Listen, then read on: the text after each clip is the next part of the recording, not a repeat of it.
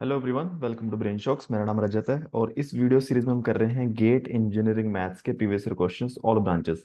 हर video में हम 5 questions करते हैं। फिलहाल हमारा टॉपिक चल रहा है प्रोबेबिलिटी। तो फर्स्ट क्वेश्चन है इस वीडियो का। Consider two independent random variable x and y with identical distributions. Variable x and y takes value 0 1 2 with probability 1 by 2, 1 by 4 and 1 by 4 respectively. What is the conditional probability that probability of x plus y is equal to given that x minus y is equal to 0? ठीक है, independent random variable है। अगर normal हम इसको distribution बनाना हो, ठीक है, तो सबसे पहले अगर देखा जाए, ठीक है, इसकी नीड नहीं पड़ेगी वैसे पेपर में, बट हाँ, इसे सीखने के लिए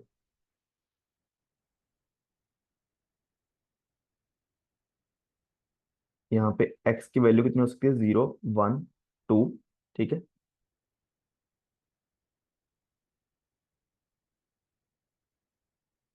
और इसकी प्रोबेबिलिटी है ना, x की वैल्यू 0 है, इसकी प्रोबेबिलिटी 1/2 है। वन प्रोबेबिलिटी है उसकी वैल्यू, वन वैल्यू है उसकी प्रोबेबिलिटी 1/4 है। और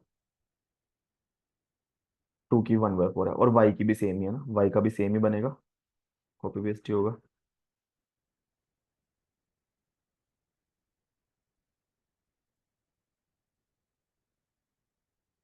ठीक है, और फिर हम एक्स वाई की वैल्यू लेनी है हमें इस तरीके से कि दोनों का कुछ सम भी हो सकता है,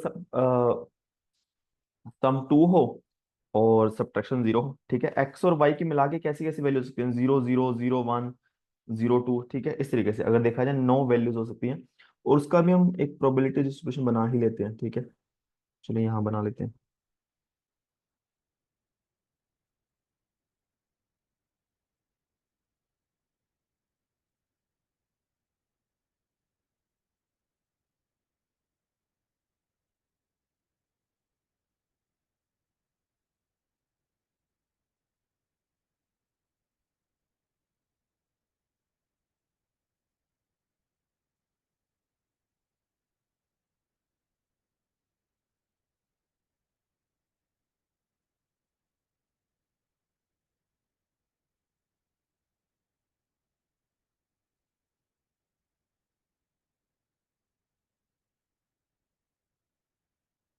कितनी वैल्यूज होगी? एक, एक दो तीन चार पाँच छः हुई है।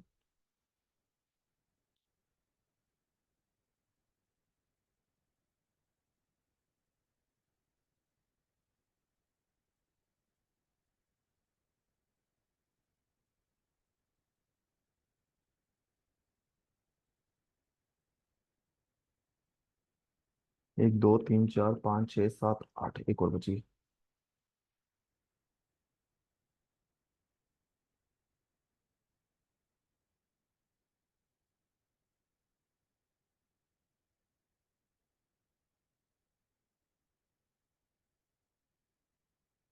ठीक है, अब देखो यहाँ पे एक्स और वाई की वैल्यू पेयर की, ठीक है, क्या हो सकती है? 0 0 0 1 0 2, 0 तो चलो खत्म हो गया।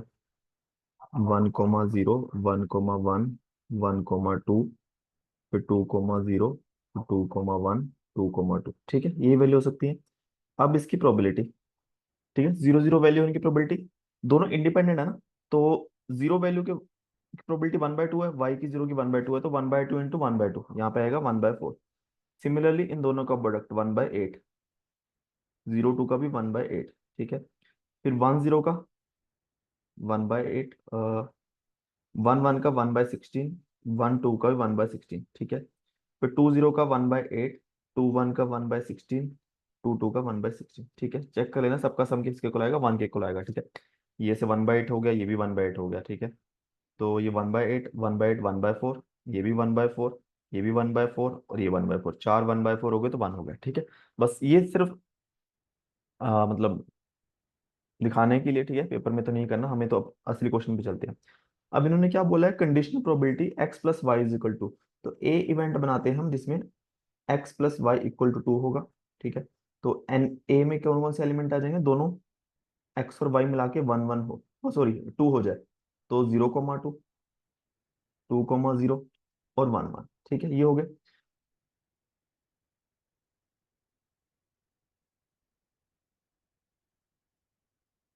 और बी इवेंट है x minus y equal to zero, तो या तो 0 0 या 1 1 या 2 2, ठीक है। और हमें ए इंटरसेक्शन बी भी चाहिए, मतलब दोनों ही कंडीशन फॉलो हो, कि प्लस करके 2 आ जाए, माइनस करके 0 आ जाए, तो ये केस बना ना 1 1, ठीक है। तो हमें बेसिकली चाहिए probability of a given b, ठीक है। तो आएगा probability of a intersection b by probability of b, ठीक है। अब देखो 1 1 की प्रोबेबिलिटी क्या है, अपनी 1/16, ठीक है। बी की प्रोबेबिलिटी ये तीनों का सम ना, ये भी हो सकता है या फिर ये या फिर ये, तो 0 0 की 1/4, 1 1 की 1/16, इसकी 1/16, तो 1 अलग ही निकाल लेते हैं हम। Probability of b is 1/4 plus 1/16 plus 1/16, ठीक है। तो 1/16 प्लस 1/16 1/8 हो जाएगा, ठीक है। तो हो जाएगा 3/8, तो यह हो जाएगा 3/8, तो 1/16 इंटू 8/3, 8 16 से कट गया, 2 आ गया, तो 1/6 आ गया, ठीक है। तो ऑप्शन आएगा सी। बट ये ध्यान रखना है, ये इतना करने की जरूरत नहीं है, हमें सिर्फ यहीं से काम चल जाएगा ना, ये भी इतना बनाने की जरूरत नहीं है अगर आपको सीधा समझ आ रही है तो, ठीक है। नेक्स्ट क्वेश्चन है, screening test is carried out to detect a certain disease, it is found that 12% of the positive reports and 15% of the negative reports are incorrect, assuming that probability of person getting positive report is 0.01, है ना। जो कोई भी मतलब test होता है तो positive report आने की प्रोबेबिलिटी होती है 0.01, probability that a person gets a incorrect report, ठीक है। तो जैसे मान लो कि ए जो है, मैं पी लिख लेता हूँ, पी है मतलब पॉजिटिव रिपोर्ट आई है,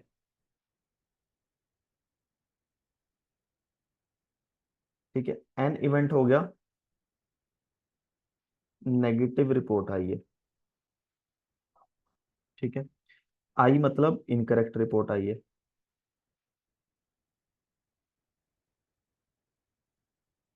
ठीक है।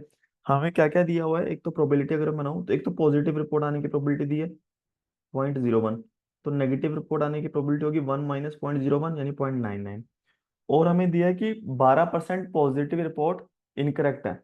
इट मीन्स गिवन है हमें कि पॉजिटिव रिपोर्ट आई है और वो इनकरेक्ट है, ये कितना 12%, 0.12, ठीक है।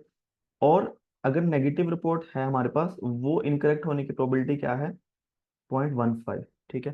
तो हमसे पूछा है कि इनकरेक्ट रिपोर्ट आने की क्या प्रोबेबिलिटी है, ठीक है। तो प्रोबेबिलिटी ऑफ इनकरेक्ट, तो या तो ये हो सकता है कि पहले रिपोर्ट पॉजिटिव आई, अगर रिपोर्ट पॉजिटिव आई है तब उसकी क्या प्रोबेबिलिटी इनकरेक्ट आने की, या फिर अगर रिपोर्ट नेगेटिव आई है तो क्या प्रोबेबिलिटी है रिपोर्ट इनकरेक्ट आने की। तो पहले तो पॉजिटिव रिपोर्ट रिपोर्ट आने की प्रोबेबिलिटी 0.1, फिर पॉजिटिव रिपोर्ट अगर आई है हमें पता है तो इनकरेक्ट आने की 0.12, नेगेटिव आने की 0.99, और फिर नेगेटिव है तो इनकरेक्ट आने की प्रोबेबिलिटी होगी 0.15, ठीक है। तो इसको मल्टीप्लाई करोगे, ये आएगा 0.0012, ठीक है। तो ये आएगा 0. कितना आया, 35, 135, 13, एक मिनट, 0.99 इंटू 0.15, 1485, ठीक है। ये 0.01497, ठीक है। तो ऑप्शन सी आ जाएगा। नेक्स्ट क्वेश्चन है, fair coin is toss 10 times, what is the probability that only the first two tosses will yield heads. तो पहले दो टॉस पे हेड आना चाहिए, बाकी पे नहीं आना चाहिए, बाकी पे टेल, तो इट मीन्स क्या हो गया, प्रोबेबिलिटी ऑफ में हेड हेड, बाकी सब 1 2 3 4 5 6 7 8, 8 ही आ गए ना बस, है ना, 2 2 4 6 8 10, ठीक है। तो ये कॉम्बिनेशन आना चाहिए, तो एक सिंगल कॉम्बिनेशन ही होगा ना इसकी।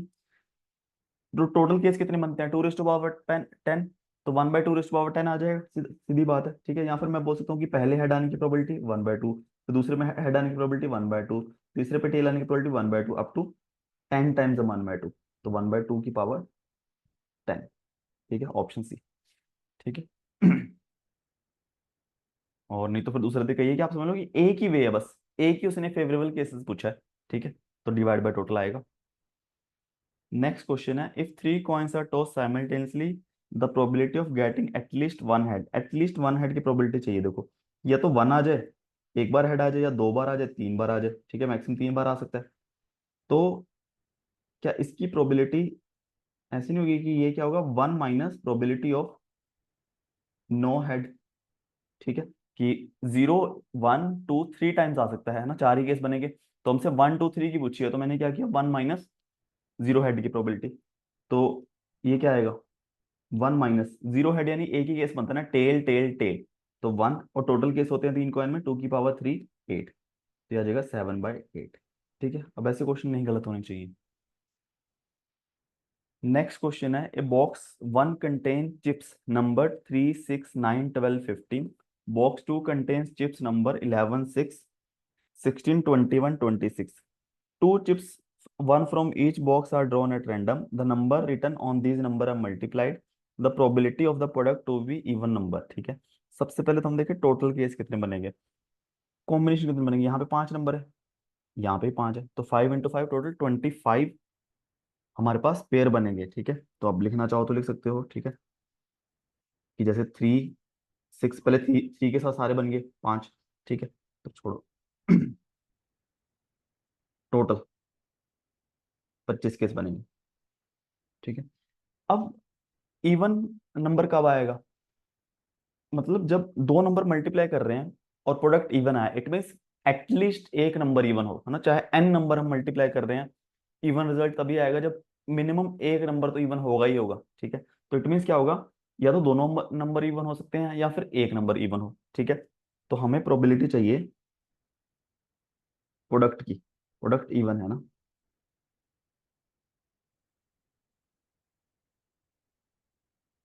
इट मीन्स हमें प्रोबेबिलिटी चाहिए कि पहले बॉक्स से भी इवन नंबर निकला, दूसरे से भी इवन निकला, या फिर पहले से इवन निकला, दूसरे से ऑड निकला, या फिर पहले से ऑड निकला, दूसरे से इवन निकला। ठीक है, अगर इन दोनों का कंबाइन कर दे तो देखा जाए कि पहले से इवन निकलने की प्रोबेबिलिटी। ठीक है, सीधा ही कर सकते हैं कि दूसरे पे फर्क नहीं पड़ रहा। फिर अगर पहले से ऑड निकला, फिर हम देखें दूसरे से इवन निकलने की प्रोबेबिलिटी। ठीक है, ये सम करके वही आएगा देखना। तो पहले से इवन निकलने की प्रोबेबिलिटी, पहले में इवन 6, 12, दो ही इवन है, तो 2/5। दूसरे में 6, 16, 26, थ्री है, तो 3/5। पहले से इवन 2/5, दूसरे में ऑड यानी 2/5। पहले से ऑड यानी 3/5, दूसरे में इवन यानी 3/5। ठीक है, तो 6/25, 4/25, 9/25। तो 6, 4, 10 प्लस 9, 19/25। ठीक है, इस तरीके से आ सकता है। नहीं तो जैसे अगर आपको पेयर बना के लगता है कि हाँ पहले मैं काउंट कर सकते, क्योंकि इसमें काउंट कर सकते हैं। ठीक है, कि 25 केस ही हैं टोटल।